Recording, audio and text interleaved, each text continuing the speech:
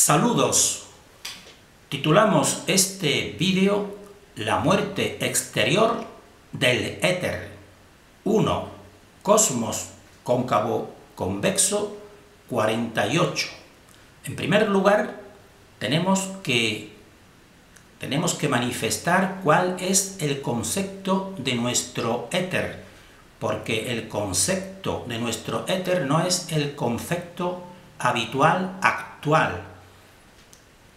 Nuestro concepto es más parecido al concepto de la antigüedad, pero tampoco es totalmente equivalente.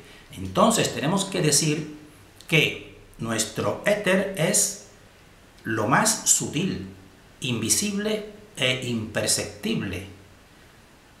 También nuestro éter pues precede y organiza lo denso material. Lo podemos considerar lo menos denso de lo denso. También lo podemos considerar lo más energético de lo energético. Está dentro y fuera del espacio-tiempo, pero no está limitado o supeditado al espacio-tiempo. Más bien, en su origen, en el origen del éter, que sería la fuente, pues es la que crea el espacio-tiempo. Entonces, nosotros con estas características también lo podemos considerar a nuestro éter como las manos invisibles de la fuente original. Es decir, dijéramos de esta manera, un concepto espiritual, por supuesto, pero no espiritual en el sentido, dijéramos así, espiritualista, simplemente alejado de esta realidad, ni muchísimo menos. Precisamente es lo que da fundamento a esta realidad.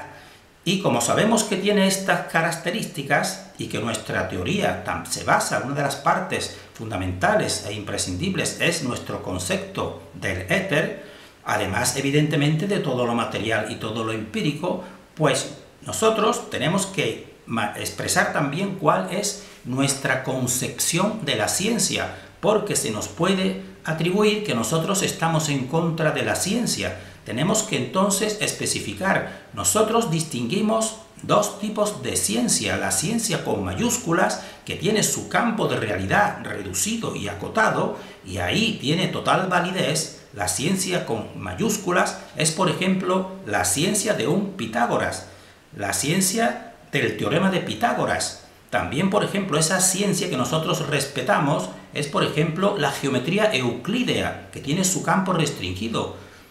Y, por ejemplo, toda la mayoría de la cuestión de la matemática, quitando, dijéramos así, la matemática más especulativa, que ahí tendríamos que poner nosotros también nuestra percepción. Pero la mayoría de la matemática, pues eso evidentemente tiene su campo y nosotros lo respetamos. Y esa sería la ciencia con mayúscula, pero la ciencia con minúscula que nosotros denominamos, que es la que domina en todas las teorías del oscurecimiento mental actual, pues esa ciencia con minúscula, o también nosotros la denominamos cientifismo, pues sería la ciencia de un Eratóstenes. Esa ciencia de ese experimento de Eratóstenes, por supuesto, el resultado sí es muy coherente, pero dijéramos que todo el experimento pues es realmente una falsedad y un montaje, podemos nosotros decir, no tenemos otra manera que calificarlo nosotros, y pensamos que cualquier científico que tuviera, por ejemplo, que establecer con los medios de esa época la diferencia entre las distintas ciudades que dan pie al experimento de Eratóstenes, pues tendrían gravísimas dificultades o verían que no era factible, pero en cambio las medidas sí son muy coherentes. Eso para nosotros en otros vídeos lo hemos interpretado, porque sabemos que existe un poder de conocimiento superior, que es el que actúa y da, por ejemplo, estos datos. Tampoco, por ejemplo, consideramos ciencia con mayúsculas la ciencia de la teoría de la gravedad de Newton, porque eso es una interpretación. Lo único real de esa teoría y de esas fórmulas pues es que existe unos cuerpos que caen con una determinada aceleración. Entonces, nosotros tampoco consideramos esa ciencia real con mayúsculas, la consideramos cientifismo. consideramos cientifismo. También, por ejemplo, nosotros la teoría de la relatividad actual. Esa teoría de la relatividad actual, también dedicaremos un vídeo siguiente, continuación de ese, pues ella nos lleva totalmente a un relativismo, es decir, a no haber un sustento básico, unos principios básicos, que serían también a nivel físico el éter, el que se lo da. Entonces, esa teoría de la relatividad que te pone una luz con unas características que van en contra del sentido común totalmente, y ellos lo reconocen, pues tampoco le damos nosotros la categoría de ciencia a Einstein ni a la teoría de la relatividad, las dos teorías, no se lo damos, y tampoco le damos categoría de científico a Darwin con su teoría del evolucionismo. Esos son meras especulaciones, pero meras especulaciones que van todas en la misma dirección hacia el oscurecimiento mental. Entonces nosotros en este vídeo que hemos titulado La muerte exterior, y decimos exterior porque han producido esa muerte exterior, pero no significa que interiormente y en la realidad esté dejando de actuar ese éter. Eso es semejante a la verdad. La verdad, aunque se niegue y aunque solamente sea una persona la que la perciba, e incluso si no la percibe ninguna persona, la verdad sigue siendo la verdad. Y entonces a esa verdad precisamente, al acercamiento a esa verdad es a la cual nosotros estamos dedicando estos vídeos. Bien, pues entonces en este vídeo y en otro, pues hablaremos y expondremos nuestra idea personal, subjetiva por supuesto, subjetiva y discutible por supuesto, pero tenemos nosotros, mientras que exista un poco de libertad de expresión, pues a manifestarla. Y entonces trataremos de lo que denominamos la muerte exterior del éter, y tenemos que tratarlo porque el éter, dijéramos que es la parte fundamental de nuestra teoría que estamos compartiendo, que es la teoría de la Tierra cóncava convexa. Pasamos al PowerPoint.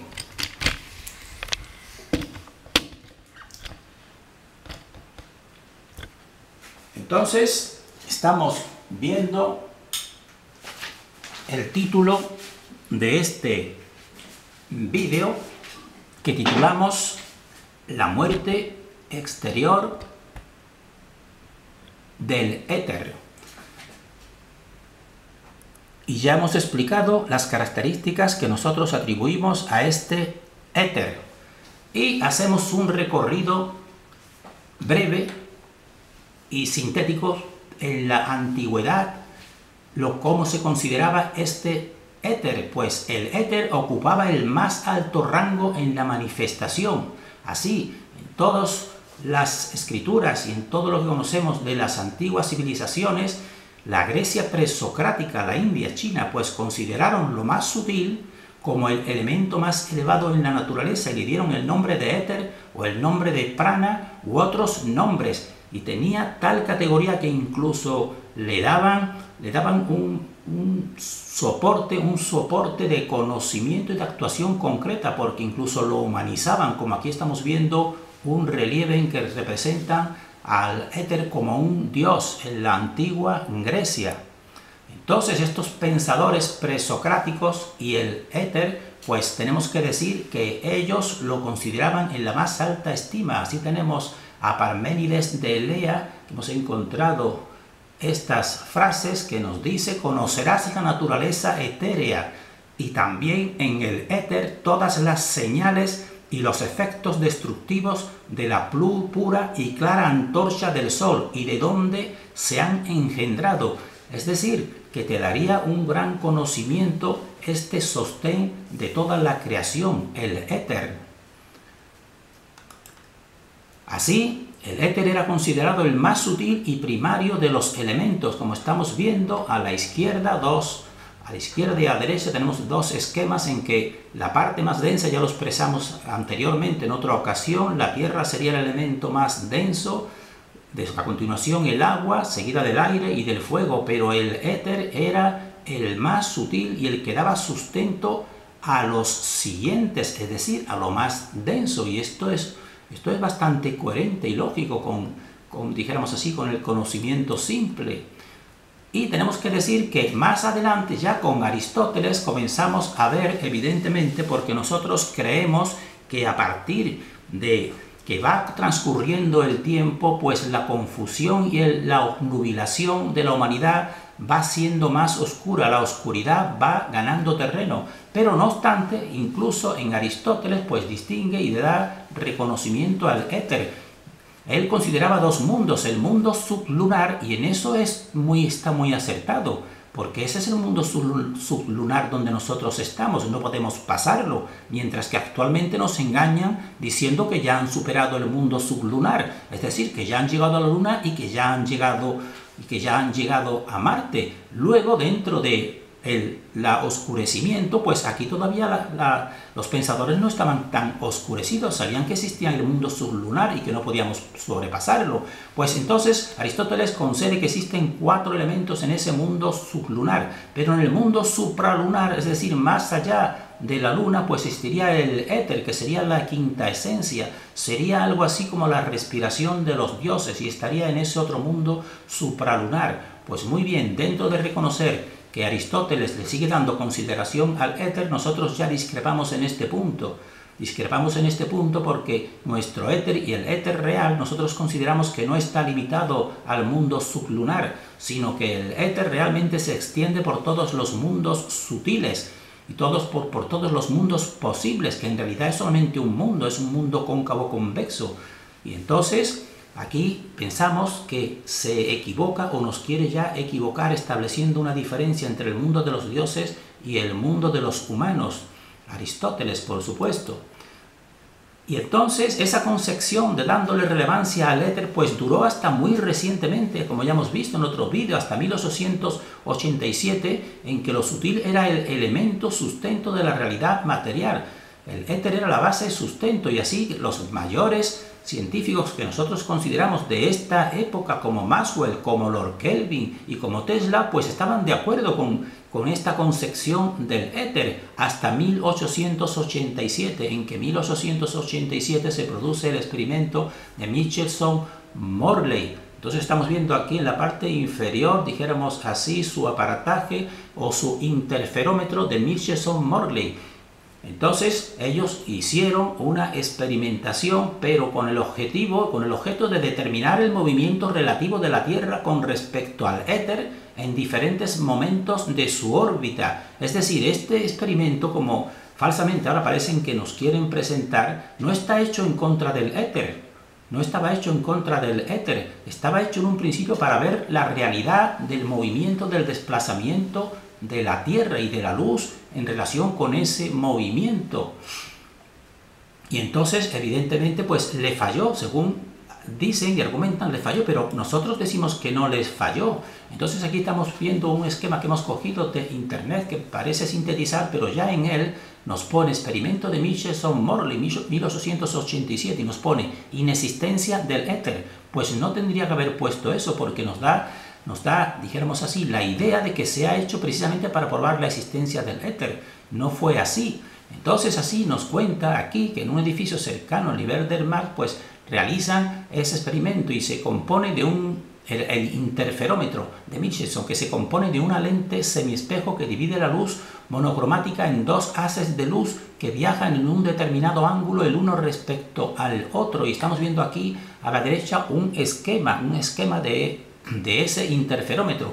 Con esto se lograba enviar simultáneamente dos rayos de luz procedentes de la misma fuente en direcciones perpendiculares, hacerles recorrer distancias iguales o caminos ópticos iguales y recogerlos en un punto común, en donde se crea un patrón de interferencia que depende de la velocidad de la luz en los dos brazos del interferómetro. Y entonces pues descubrieron que no existía alteración de la luz teniendo en cuenta la diferencia de dirección de ese, dijéramos así, disparo lumínico. Se dieron cuenta que no era así.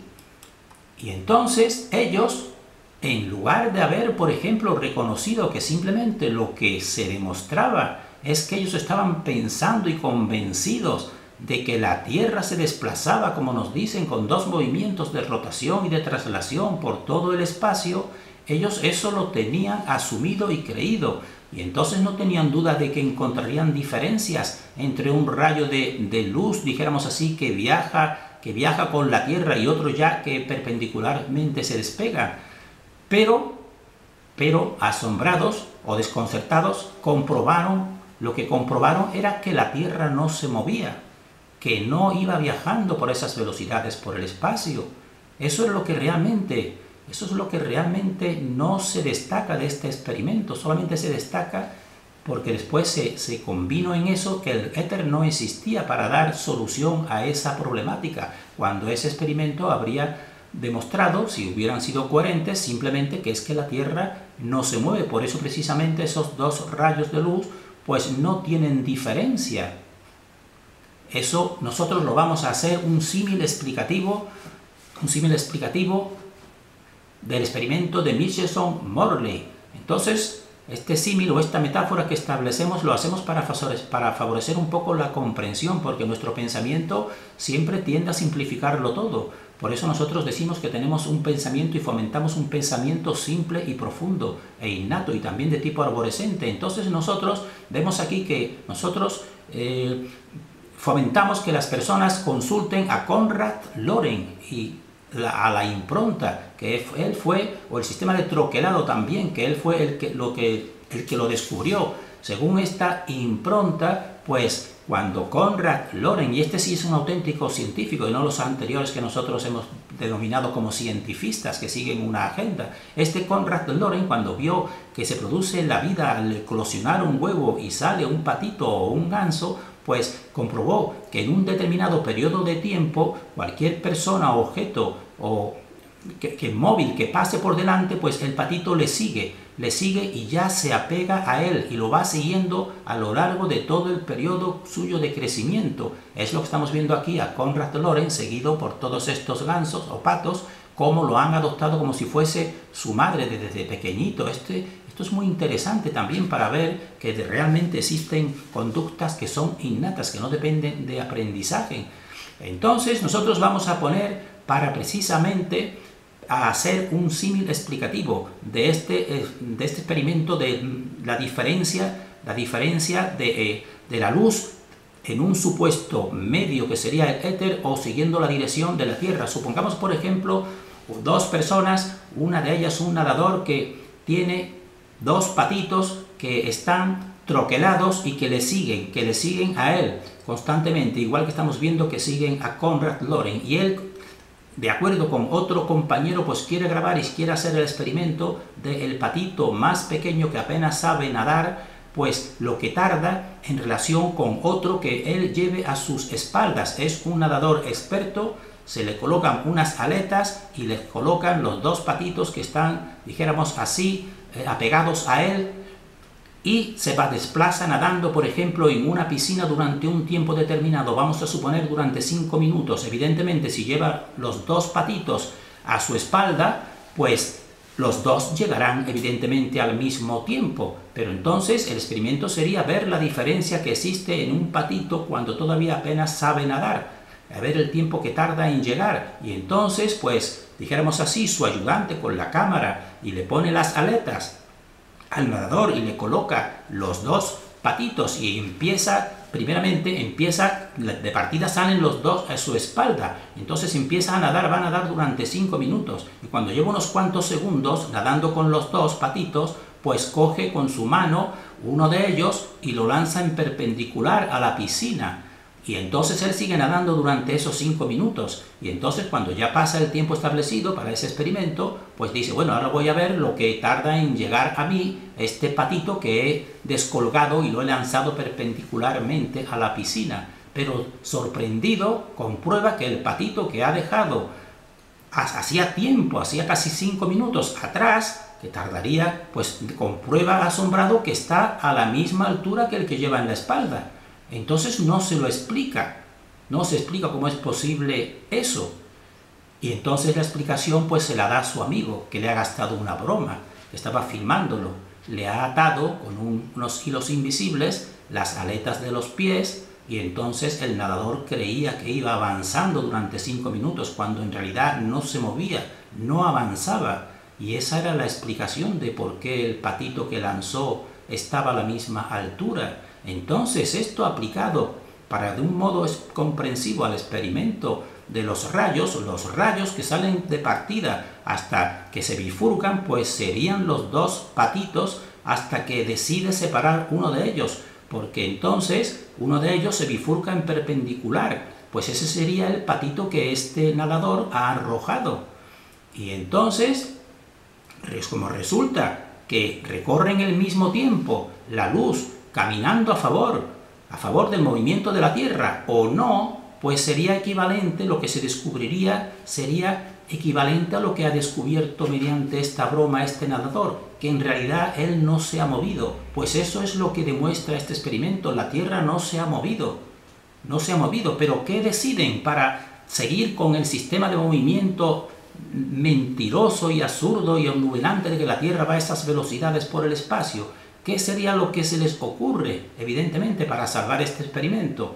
Pues eliminar el agua de la piscina, eliminar el éter y decir solamente lo que tiene validez pues son los patitos o el patito, que le vamos a dar el nombre de recorrido de la luz y va a tener en este caso, para quitarnos problemas, pues la categoría de velocidad constante, lo cual es un absurdo que en el siguiente vídeo quizás expresemos. Le damos una velocidad constante y entonces la luz pues sería lo que sustituiría al éter, y de esta manera pues sacrificaron al éter, porque este experimento en realidad lo que demostró es que la Tierra no se mueve, y nosotros, sin tener que recurrir a este interferómetro por otros muchos indicios que hemos manifestado en vídeos anteriores, pues llegamos y creemos que cualquier persona que piense y medite y vea incluso los vídeos que tenemos hechos de sentido común, pues deberían llegar a la conclusión de que la Tierra no se mueve.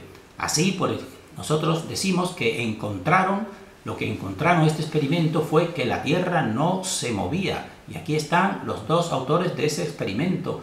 Y nos dice: el experimento de Michelson y Morley es considerado como uno de los más importantes de la historia de la física. Sus autores intentaban medir la velocidad con que se movía la Tierra con respecto al éter lumífero. Eso es lo que pretendían. Y no pretendían demostrar si el éter existía o no. Lo que pretendían demostrar ese experimento era si se movía. Y evidentemente pues le demostró que la Tierra no se movía. Y entonces aquí ya se produce el fallecimiento o el asesinato del éter, porque en lugar de reconocer el fallecimiento de la teoría heliocéntrica, pues prefirieron sacrificar exteriormente, y ponemos entrecomillado exteriormente, que lo queremos destacar, al éter. Prefirieron sacrificar al éter, porque evidentemente si la Tierra no se mueve, pues toda la teoría heliocéntrica pues va, dijéramos así, al garete o va, dijéramos, a la basura, vamos a decirlo de esta manera.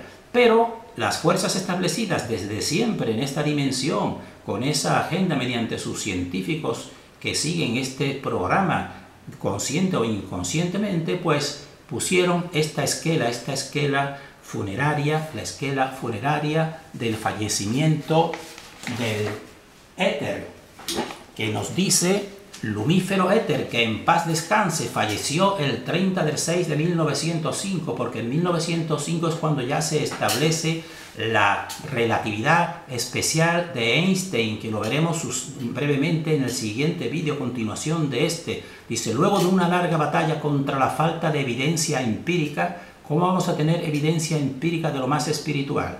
Y un caso agudo de hipótesis alternativas, sus amigos y compañeros, espacio-tiempo y fusión de onda, acompañan a sus familiares y otros deudos en su dolor, y que se reencuentre con sus amados 4 elementos en la otra vida. Sarcásticamente, pues no sabemos si lo dice con segunda intención, pero es burlesco, pero es real.